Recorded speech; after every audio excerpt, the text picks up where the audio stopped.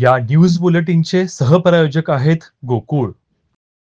कोल्हापूर जिल्ह्यातील राधानगरी धरण परिसरात पावसाचा जोर वाढला असून धरण भरण्यास 7 फूट कमी असून धरण परिसरात 121 मिलीमीटर पाऊस झाला असल्याची माहिती भोगावती पाटबंधारे खात्याकडून देण्यात आली। पश्चिम भागात गेले 4 दिवस पावसाचा जोर कायम आहे, पण सोमवारपासून पावसाचा जोर वाढला असल्यानं राधानगरी धरण परिसरात आज मंगळवारी सकाळी 6 वाजेपर्यंत 121 मिलीमीटर पाऊस झाला असून धरण भरण्यास 7 फूट कमी असलं तरी धरण लवकरच भरण्याची शक्यता पाटबंधारे खात्याकडून व्यक्त करण्यात आली आहे।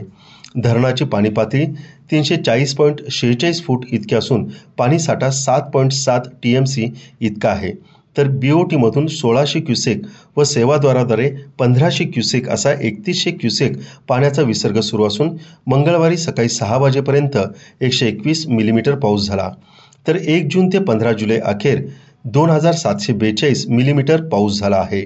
धरण 90% भरलं असून भोगावती नदीकाठच्या शेतकऱ्यांनी सावधगिरी बाळगावी असं आवाहन भोगावती पाटबंधारे खात्याकडून करण्यात आलंय।